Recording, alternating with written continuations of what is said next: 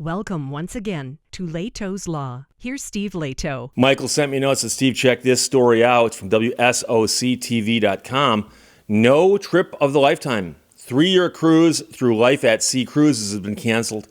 And so this was a cruise that was being touted as being the trip of a lifetime. And you get on a cruise ship and sail the world for 3 years.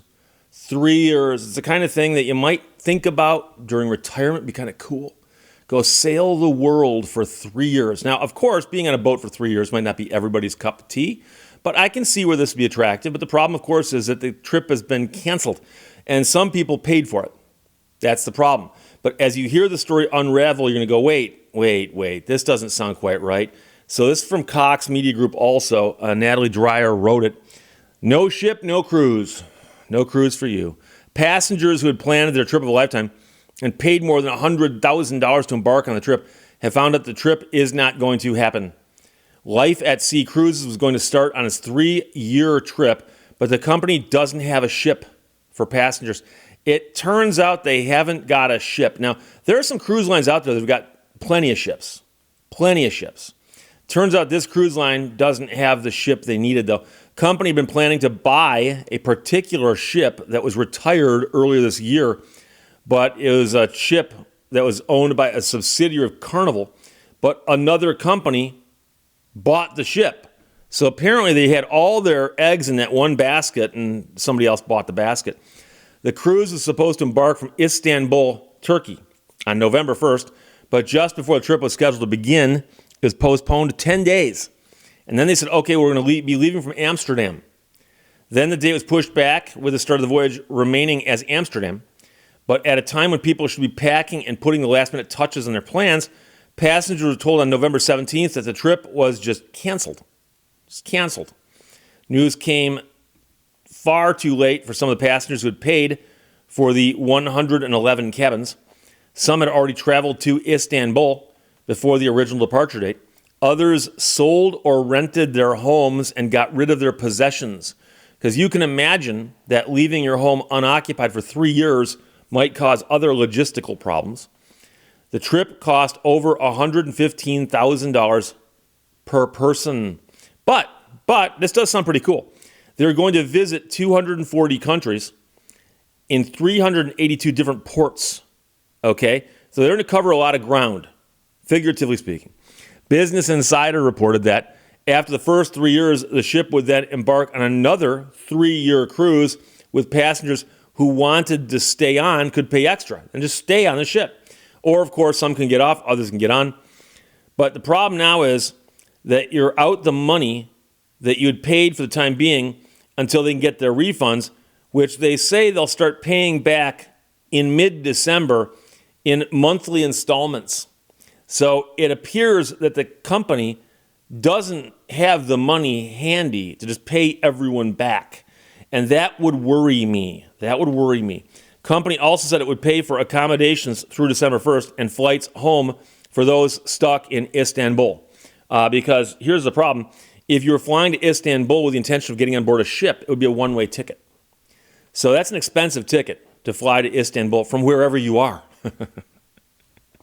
Flying home will be just as expensive.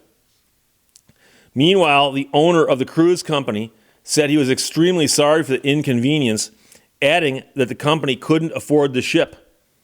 The company was able to make a down payment, but investors dropped their support of the project because of unrest in the Middle East, specifying that the recent problems over there were the final nail in this project.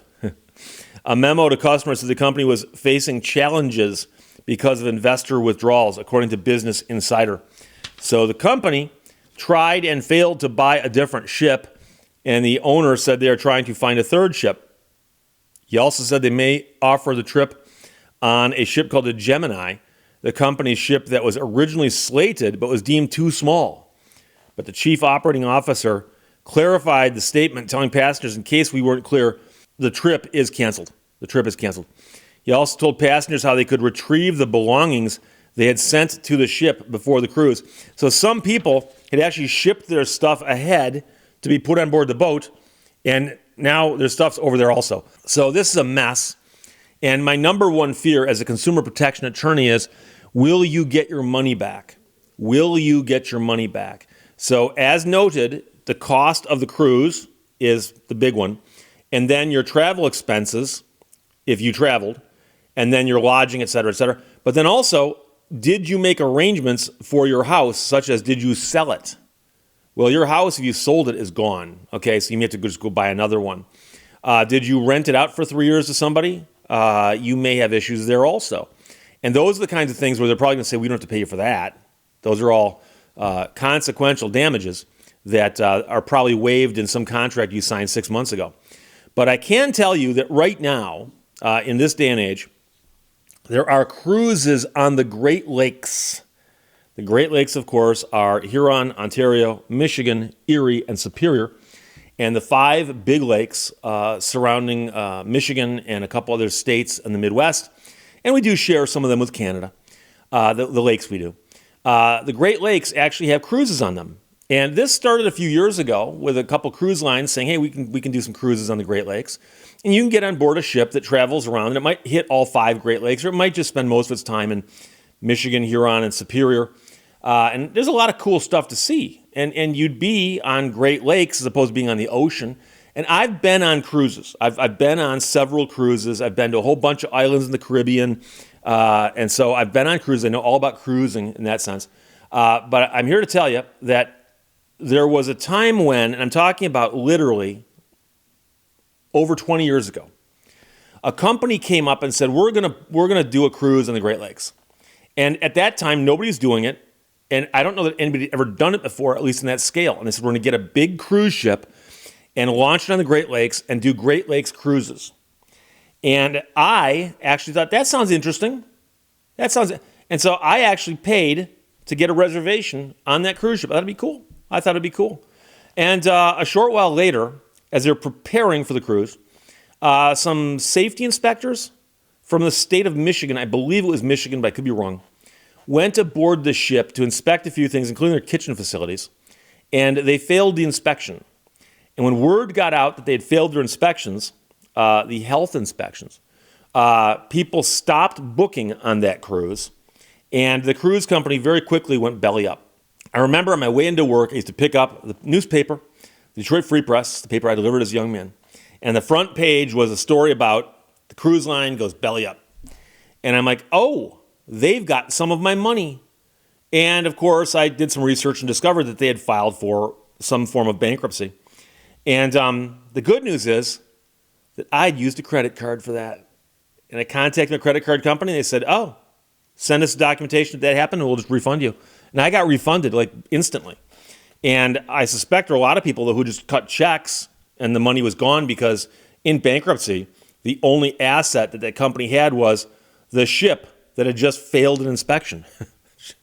Is not worth a lot of money at that point in time. And I seem to recall even later hearing that ship was taken someplace far, far away and they did something else with it. I don't know. They're probably hauling cattle in the Mediterranean or something. But the point is that I lucked out. I dodged a bullet on that one. But right now, there's actually, I think, 3 different companies, and they're well-known companies. And I've heard from people who've been on board these cruises, and they love them. They love them, and they go, it's the greatest thing ever because, you jump on this ship and you get to visit all these different places, some of which you may have been to. But, of course, you're cruising on a Great Lake.